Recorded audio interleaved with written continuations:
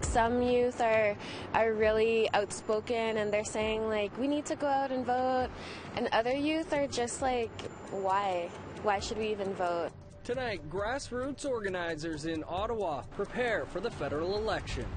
We know that this is a national problem, and by having a Minister of Housing, we can strengthen the national housing strategy. Some candidates in the city of Winnipeg talk housing at a public forum. I think as an artist and as an Indigenous artist that you need to actually work with community and find out from your elders. And a new exhibit showcasing Indigenous art from across the Pacific opens in Vancouver.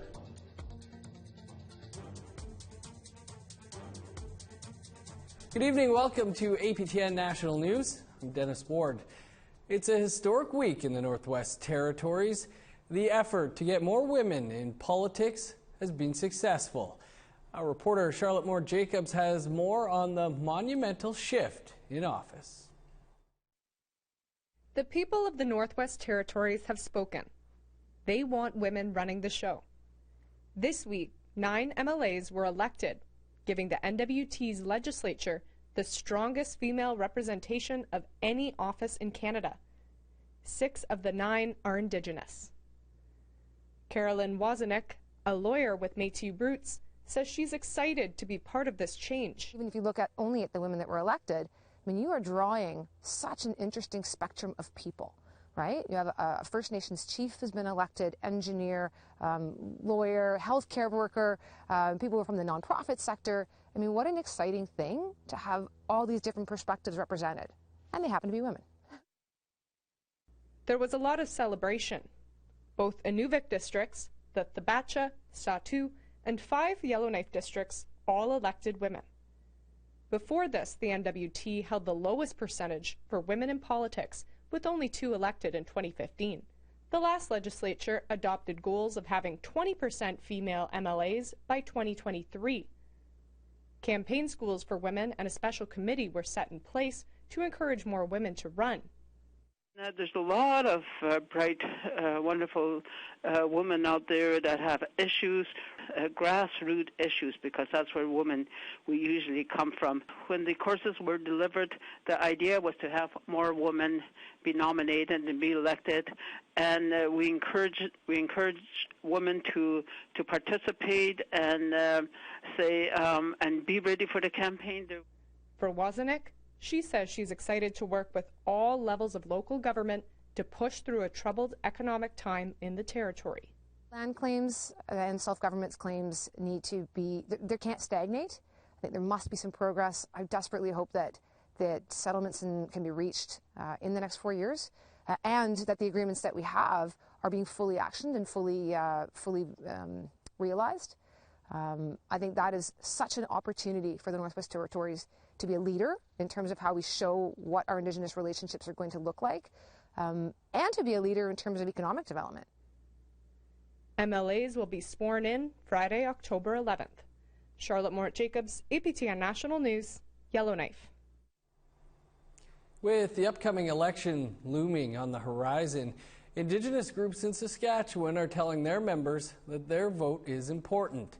And they want them to vote smart by listening to the platforms of all the candidates. APTN's Priscilla Wolfe has the story. Grand Chief Brian Hardlot from the Prince Albert Grand Council says they have over 20,000 eligible voters from the PAGC membership alone, and they want members to take part in the upcoming election. What we're doing is pretty much encouraging our membership to go to the polls to vote in this election, and I guess the importance of their vote in this election. Grand Chief Hardlot encourages members to take part in voting. In the past, many of us, many members didn't participate in the federal elections or even the provincial elections. But now we recognize that voting is one way that we can influence, I guess, the policy and the legislative change. He also says pay attention to the platforms and the issues that affect us. We have many challenges of justice in the area of justice, environmental, of course, a lot of climate change issues that our people care about, and of course health. Jordan Burnoff, a member of Black Lake First Nation that is a part of PAGC, says she is paying attention to the platforms of each candidate before she decides on who to vote for. I think there's multiple issues that affect Indigenous communities. Missing and murdered Indigenous women and girls is definitely one of those, as well as the youth incarceration rates. Especially in Saskatchewan, those statistics are staggering. It's unbelievable, and people don't talk about that enough. And then that goes hand in hand with youth suicide rates. Métis filmmaker Marcel Petit says being proactive in voting is part of democracy, and he takes part in voting to help make changes to improve circumstances for people. Let's talk about poverty and the climate. Climate's a big thing, right? Climate and poverty, almost hand in hand, is that we need to think about that stuff. Grand Chief Hardlot says PAGC is now running PSAs on Mississippi radio in Cree and Dene to help remind members to get out and vote in the next few weeks, because the Indigenous, Métis, and Inuit votes are influential. Priscilla Wolf, APTN National News, Saskatoon. It may be the middle of the election campaign, but by October 7th, Canada has an important deadline decision to make. A month ago, the Canadian Human Rights Tribunal issued a $40,000 compensation order for families discriminated against in the child welfare system. The potential payout would be billions of dollars. The federal government has until Monday to appeal. Today, Justin Trudeau was asked about the deadline while in Montreal. Conservative leader Andrew Scheer while campaigning in New Brunswick. What will you do? From the 60s scoop to the relocations to the tuberculosis among the Inuit, we have always moved forward in a responsible way to compensate, to support people, and we will continue to do that as we move forward. This is a far-reaching decision that has major impacts on multiple levels of government and many different departments within government, and for that reason I felt like it was appropriate, that it would be appropriate to have a judicial review of this decision. An APTN commissioned poll released by Environics Wednesday says Indigenous voter turnout could reach an all-time high at the polling stations. With the federal election campaign running full steam ahead, Annette Francis spoke with some grassroots organizations in Ottawa to get a sense of what urban Indigenous people are saying. With just 2.5 weeks left before voters head to the polls, the executive director of the National Association of Friendship Centres goes over the election kits that she helped to draft. Jocelyn Formsma says the centres have always played a role in making sure people have the right information to make the best choice. We're encouraging friendship centres to invite candidates to the centre so that they're aware of the programming and that people at the centres are also aware of who the candidates are that are running for their vote. And a lot of friendship centres are actually locations of polling stations. The association represents 113 friendship centres across the country. They offer culturally appropriate programs and services to urban First Nations, Métis and Inuit people. According to the Environics poll, the environment, climate change and drinking water are top issues for Indigenous peoples, while housing, pipelines and cuts to social programs rank much lower. For the urban Indigenous population, the issues are different. Our priorities are centered around making sure people have a safe place to live, shelter, making sure that families have support, that children have support, especially those who are leaving the child welfare system or currently involved with the child welfare system, and that we have supports in place to ensure that we can reduce violence against Indigenous people. The survey also found that 72% of those asked say they will vote, but pre-election surveys often show a higher number than the actual turnout. Gabrielle Fayant is a founding member of the Assembly of Seven Generations, a non-profit youth group that supports Indigenous youth in the Ottawa region. She encourages youth to vote, but she says their turnout this election could be much lower than in 2015 because politicians have failed to reach them. It just seems like a really mixed response. Like some youth are really outspoken and they're saying like we need to go out and vote, And other youth are just like, why? Why should we even vote? The poll also found that 73% of respondents said child welfare was a very important or extremely important election issue. Fayant says a number of youth in care must be a top priority, but she hasn't heard much from the parties about it. Annette Francis, APTN National News, Ottawa. Our stories about the Environics poll has generated considerable buzz online. Many of the hundreds of comments on Facebook go back and forth over who would be a better Prime Minister, Justin Trudeau or Andrew Scheer. However, many comments express uncertainty over who to vote for. Laureen writes, I vote because we can, but this election has me terrified. Who has our back? Dwayne says, I'm never voting for the Liberals as long as Trudeau is their leader. But there's also no way I can ever see myself voting for the Conservatives. Their policies are so anti-environment and anti-Indigenous rights. But Rock says it's time to abandon ship.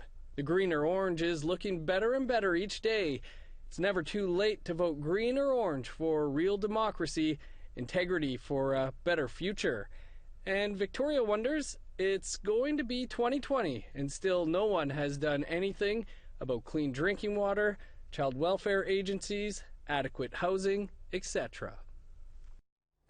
And an election programming note for our viewers. Next Monday, APTN will be airing the English language debate live on TV and online. And we'll have pre- and post-debate coverage starting right after the newscast at 6:30 p.m. Eastern Time.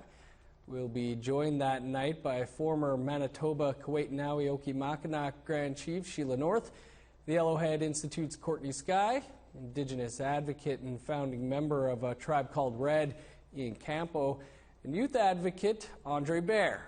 Again, that coverage kicks off at 6:30 p.m. Eastern Time on Monday. And for our viewers, APTN North viewers, the federal leaders debate will include Inuktitut translation. And for our APTN West viewers, the debate will include Plains Cree translation.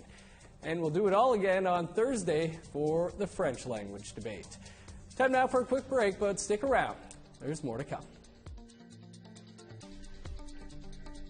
Here's a look at Friday's weather forecast starting on the East Coast.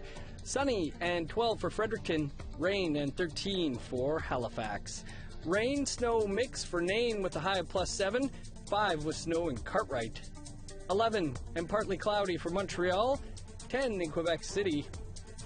13 for Toronto, 10 in Ottawa under sunny skies. 11 and sunny for Thunder Bay, chance of snow and +7 for Sioux Lookout.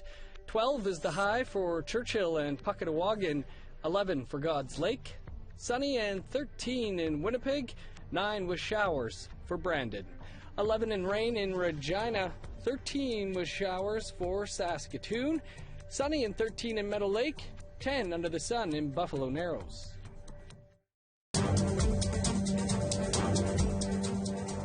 Welcome back. Federal parties are more than halfway through their campaigning for the October 21st election.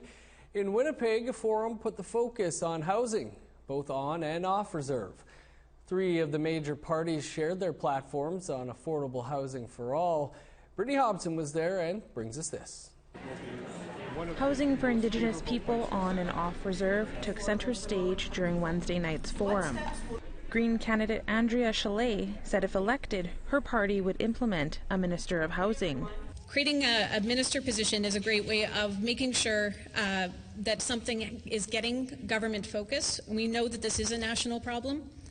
And by having a Minister of Housing, we can strengthen the national housing strategy. Winnipeg South Centre incumbent Jim Carr was on hand for the Liberals. He highlighted previous investments made in housing on First Nations. Lee Gazan challenged that. But on the ground, in fact, that actually only amounts to a house and a half or less than a house, depending on how remote the community is. So I think we need to be careful about big numbers that we're hearing and what it actually looks like on ground zero. Gazan is running for the NDP. She's also the partner of former NDP MP Romeo Saganash. Things got heated when Gazan accused the Liberal government of failing to protect vulnerable people.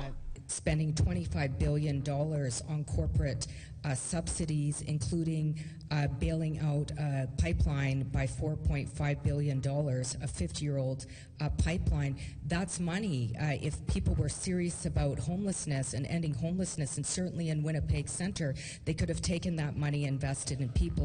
I could talk, for example, about every penny of profit from the pipeline that you've now mentioned several times that will be used to invest in renewable sources of energy and create new jobs in a cleaner, greener economy for Canada. So I'm happy to stay within the lane. I'm happy to take 2 or 3 lanes. It's up to you. At the end of the event, audience members were given the opportunity to ask questions. One of the solutions that we thought of is going back to our traditional lands so that we could live traditionally. And that's one huge solution for the housing crisis. Gazan was the only one to respond to that suggestion. The community decides that we want to have houses built on land, we want to have more houses built on our traditional trap lines, then we have an obligation to work with communities. No candidate from the Conservative Party attended. Brittany Hobson, APTN National News, Winnipeg. For more on this forum and what the candidates had to say, visit aptnnews.ca/vote2019. There you can find all of our election coverage. There's been a development in a residential school story we've been following for nearly 10 years here at APTN News. Reporter Kathleen Martins joins us with those details. Kathleen, thanks for being here. A Calgary judge has given the green light to another class action lawsuit involving former lawyer David Blott. Why has he done this? Well, it's unfortunate that he had to do it, but it's the only way some of these students are going to be able to get some money, hopefully, down the road, damages awarded for what they say they were shortchanged by this lawyer when he originally did their compensation claims. They hired him kind of between 2005 and 2007, 2012, a 5-year period. You could hire a lawyer, help you claim compensation for going to residential school and potential abuse, physical and sexual abuse that occurred when you were there. And he helped about 5,600 survivors sign up. But then they say he didn't treat them properly as a lawyer. And there were others that agreed with them, other investigations that were done. And so now they've all had to go to court as a group, as a class, and sue him again, like sue him to make up for that bad service they say he gave them. Well, it sounds like thousands of former residential school survivors could be eligible here. What can you tell us about that? Yeah, so 5,600, most from southern Alberta community around Standoff, Kainai, the Blood tribe is where he had his original satellite office. But they are mostly across the prairies and into Northwest Territories. They were represented by this David Blott law firm based in Calgary. He signed them up. He had the most clients of anybody in the Indian Residential School Settlement Agreement. People were very pleased that he opened an office on the res to help them. But then there wasn't personal service. There wasn't, they wouldn't get the same lawyers that they originally signed up with. Some of them, their claims weren't treated as seriously as they should have been, and they feel they were shortchanged on the money that came back. And some of them, their claims didn't even make it in. Some students, of course, former students have passed on since this has been happening. Why is it taking so long to work its way through the courts? Well, that is a real sad part of the story. Like this, we've been following it since 2010, and you know, this is supposed to have made up for some of these folks who went to residential school when they were children, right? So some of them have been waiting their entire lives for this kind of justice. They get a lawyer and then they run into problems, or what they say, they were re-victimized. So now some of them have died because they were already elderly when they signed up with this lawyer and he didn't represent them properly. So now they've passed on, and even some of their children who have signed up to represent them in this class action have died. So it's unfortunately a byproduct of the justice system that things take a really long time. I should say that Mr. Blott has denied that he gave poor service. He feels his services were fair, and he did offer to settle with these students. They rejected his settlement offer. I don't know how much it was. And as well, there have been no criminal charges laid in this case. It went to the RCMP, but nothing's come of it. Well, like you say, Kathleen, you've been following this for close to a decade, and we know you'll keep us up to date. Appreciate you giving us some info today. Sure, my pleasure.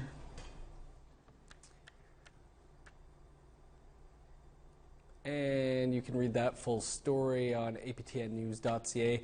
In it, you'll find links to some of the first reports Kathleen did on that story. A new exhibit featuring art from New Zealand and Australia is on display on the West Coast. A look at that after the break. Here's the rest of your forecast for Friday, picking back up in northern Alberta. Sunny and 12 for Fort Chipewyan and Fort McMurray. Rain and 14 for Medicine Hat. Showers and 11 in Calgary. Showers and 14 for Victoria and Vancouver. Partly cloudy and 14 for Campbell River. 9 with rain for Fort Nelson. 11 and showers in Smithers. Snow for Old Crow with a high of 6. Sunny and 10 in Whitehorse. 9 with showers for Fort Liard and Trout Lake. -7 in Sax Harbor. +2 under the sun in Paulatuck. +5 in Baker Lake with rain. 7 and showers in Chesterfield. -4 with snow for Arctic Bay. A rain-snow mix, and -5 in Resolute. Welcome back. A new exhibit that showcases Indigenous art from across the Pacific has just opened in Vancouver. APTN's Tina House has a preview. So Transits and Returns is an exhibition of 21 Indigenous artists from around the Pacific.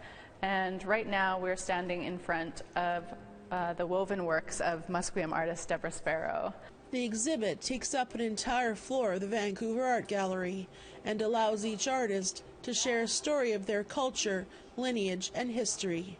For Carol McGregor, who traveled here from Australia, she brought her piece entitled Skin Country. Just a mapping of country for us in southeast Queensland, where Brisbane is the hub, and it's talking to Aboriginal community and elders about plant use that was here before colonisation. So really what I've tried to do is map on all the plants that our elders used to use. Hand painted with original ochre, each plant is located on a specific area which represents where the medicine grows.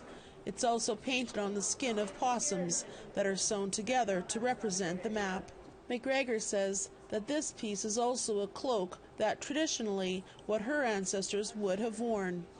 The exhibit also features a photo of the late Eva Marie Nahaney, a Squamish weaver. It also showcases one of her baskets in the collection. This display of Hawaiian shirts featuring the Diamond Head volcano on the island of Oahu is meant to draw attention to the landmark being exploited for tourism. I think as an artist and as an Indigenous artist that you need to actually work with community and find out from your elders and talk about your stories as well as their stories as well. The exhibit features work from Canada, US, New Zealand, and Australia, and it's on view at the Vancouver Art Gallery until February 2020. Tina House, APTN National News, Vancouver. And that's your APTN National News for this Thursday. For much more, visit our website, aptnnews.ca. That's where you'll find all of our Vote 2019 election coverage. And never miss a story by downloading the APTN News app. I'm Dennis Ward. Thanks for tuning in. We'll see you back here tomorrow.